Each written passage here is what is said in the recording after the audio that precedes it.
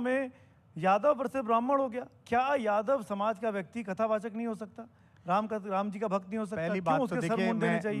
मैं पहली बार इस पर टिप्पणी कर रहा हूं, बहुत दबाव था, चलिए आपके मंच से कर रहा हूं।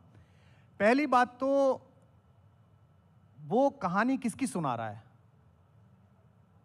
वो यदुवंशी भाई किसकी कहानी सुना रहा है? भागवत में यदुकुल गौरव की सुना रहा है।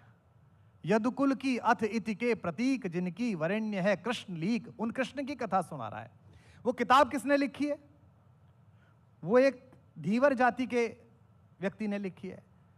ब्राह्मणों की सारी कर्मकांडी पद्धतियां पूरे देश में विश्व में कथा गायन की जिन 2 किताबों पर हैं, वो किनकी लिखी हुई हैं? एक महर्षि वाल्मीकि और दूसरी वेदव्यास। दोनों ब्राह्मण नहीं है, दोनों क्षत्रिय नहीं है, दोनों वैश्य नहीं है। हम सबका काम चल रहा है।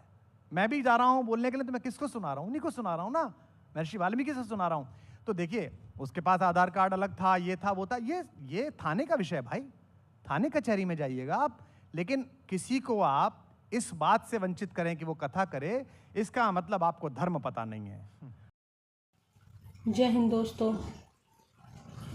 ये जो इटावा में कांड हुआ यादव कथावाचक के साथ, सुनने में आ रहा है कि उनको अपमानित किया गया, उनकी चुटिया काटी गई। एक तो मेरी समझ में नहीं आता भाई, ये अपने हिंदू धर्म में इतना भेदभाव क्यों है? जब भगवान का नाम सभी ले सकते हैं, चाहे इसमें कोई सी भी जाति हो, और जाति तो ये बांटने का काम करती है। अंत में सब है हिंदू ही है ना, अंत में सब भगवान के तो नाम ले रहे हैं भाई। चाहे कोई यादव हो, ब्राह्मण हो, क्षत्रिय हो, भाई कोई भी हो, भगवान का ही तो नाम ले रहा था वो बंदा।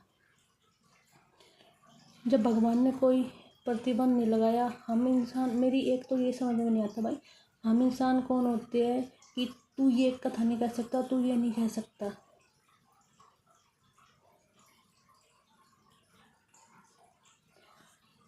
आप कोई से भी मंदिर चले जाओ, भगवान कहीं मना नहीं करते भाई कि तू हमारे इस मंदिर में नाम नहीं ले सकता, कि तू इस जाति का होकर ये नाम नहीं भर सकता।